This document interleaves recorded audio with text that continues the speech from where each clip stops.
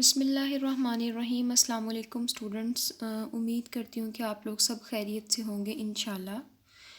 जी बेटे, ninth class हम लोग चैप्टर नंबर 1 डिस्कस करने जा रहे हैं और यहाँ पे आपका टेबल ऑफ कंटेंट है आपकी बुक का, जिसमें हमारे पास 5 यूनिट्स हैं।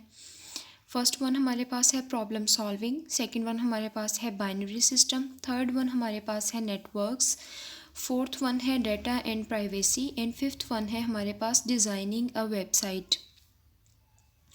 इंशाल्लाह 1 बाय 1 करके इन चैप्टर्स को डिस्कस करेंगे, इनके इम्पॉर्टेंट शॉर्ट क्वेश्चन और लॉन्ग क्वेश्चंस डिस्कस करेंगे।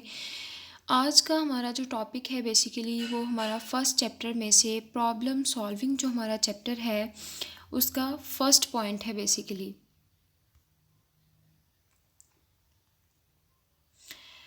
सबसे पहले तो बेटे प्रॉब्लम सॉल्विंग हमारा चैप्टर है। चैप्टर का इंट्रोडक्शन करते चलें कि प्रॉब्लम सॉल्विंग से पहले हमें पता होना चाहिए कि प्रॉब्लम है क्या।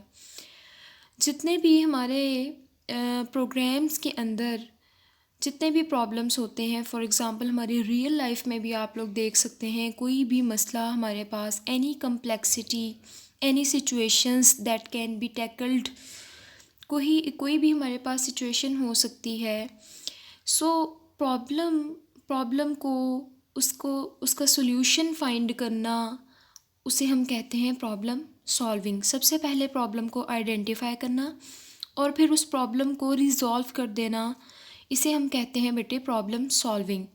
सो आप कह सकते हैं कि प्रॉब्लम सॉल्विंग हमारे पास एक ऐसी टेक्निक है जिसमें हम अपने प्रॉब्लम को आइडेंटिफाई करते हैं और उसके लिए एक बेस्ट सॉल्यूशन प्रोवाइड करते हैं। और बेसिकली प्रॉब्लम सॉल्विंग हमारे पास एक स्किल भी है, एक एक्टिविटी भी है, एक स्किल भी है, और उसके साथ साथ प्रॉब्लम सॉल्विंग हमारे पास टोटली एक थिंकिंग प्रोसेस है। आज का इसका टॉपिक जो है प्रॉब्लम सॉल्विंग की डेफिनेशन के बाद बेटे, प्रॉब्लम सॉल्विंग की डेफिनेशन आपको शॉर्ट क्वेश्चंस में इंशाल्लाह आईटी सीरीज़ जिन बच्चों के पास है उनको उनकी बैक जो है मतलब चैप्टर की बैक पे क्वेश्चंस दिए हुए हैं वहाँ पे इजीली मिल जाएगी। जिन बच्चों के पास ये वाली बुक है तो जो डेफिनेशन मैंने आपको बताई है वो आप राइट कर लीजिएगा। Problem solving is a skill in which we firstly identify the problem and find the best solution for that problem. Problem solving is a thinking process basically। ठीक है, आप इतनी डेफिनेशन इसकी याद कर सकते हैं। उसके बाद बेटे हमारा जो मेजर टॉपिक है आज का वो हमने प्रॉब्लम सॉल्विंग स्टेप्स पढ़ने हैं। प्रॉब्लम को सॉल्व करने के एक से ज़्यादा स्टेप्स हैं। उसका पहला स्टेप जो आज हम डिस्कस करने जा रहे हैं वो है डिफ़ाइनिंग अ प्रॉब्लम। किसी भी प्रॉब्लम को डिफ़ाइन करना। सबसे पहले बेटे आपके प्रॉब्लम को डिफ़ाइन करना, आइडेंटिफाई करना बहुत ज़रूरी है, क्योंकि जब तक आपको ये सेंस नहीं है कि आपका प्रॉब्लम है क्या तो आप कभी भी अपने प्रॉब्लम का हल नहीं निकाल सकते। So a well defined problem is the one that does not contain ambiguities, मतलब एरर्स को कहा जाता है, एम्बिग्विट्स कहते हैं एरर्स को। और आपका एक वेल डिफाइंड प्रॉब्लम वो होता है जिसमें किसी किस्म का कोई एरर ना हो। All the conditions are clearly specified and it has a clear goal. It is easy to understand and solve. एक well defined problem ये भी होता है जिसमें तमाम की तमाम situations और जितनी भी हमारी conditions हैं वो हमें क्लियरली स्पेसिफाइड हों, हम जानते हों, और हमारा एक क्लियर गोल हो, हमें पता हो कि हमने क्या करना है।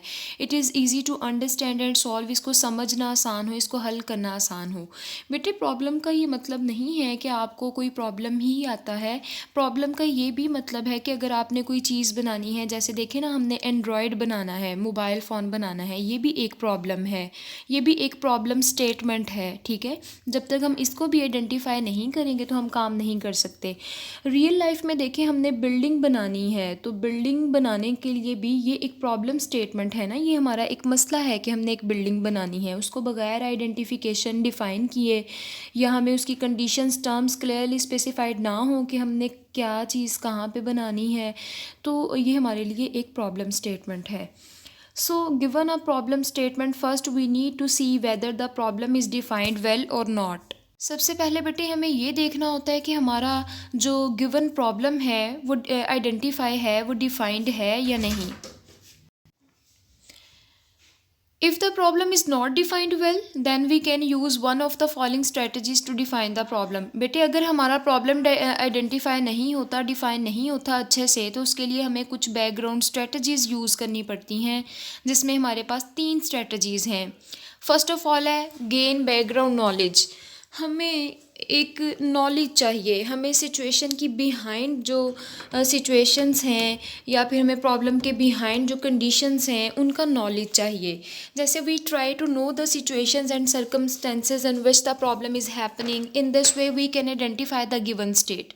हम उसका बैकग्राउंड चेक करते हैं कि ये प्रॉब्लम हमें क्यों आया है, इसका क्या रीज़न है, उसको आइडेंटिफाई करते हैं। इस वे में क्या होता है कि हम अपने प्रॉब्लम स्टेटमेंट को समझ आते हैं। And it also helps to know what a good solution will look like, how we shall be able to measure the solution.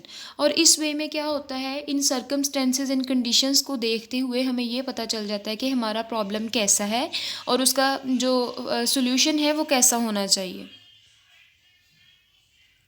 उसके बाद है यूज़ गैसेस।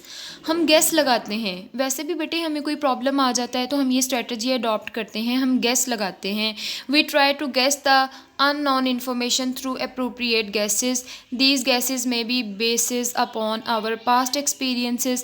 हम कोशिश करते हैं कि जो unknown information होती है उन्हें appropriate guesses के थ्रू जो है वो हम उसका हल निकाल सकें।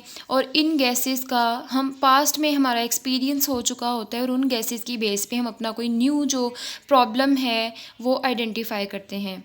Draw a picture. बेटे अगर हमें कोई चीज़ भी नहीं समझ आ रही होती तो हम अपनी पिक्चर को ड्रॉ करते हैं। हमारा जो प्रॉब्लम है वो डिफाइंड नहीं होता, हम पिक्चर को ड्रॉ करते हैं और तमाम की तमाम जो अनफिल्ड इन्फॉर्मेशन होती है उसे हम फिल करने की कोशिश करते हैं। जैसे यहाँ पे बेटे आपको इस पिक्चर में भी नज़र आ रहा होगा कि बहुत सारी चीज़ें जो हैं वो अननोन हैं और हम इनको सॉल्व करने की कोशिश करते हैं।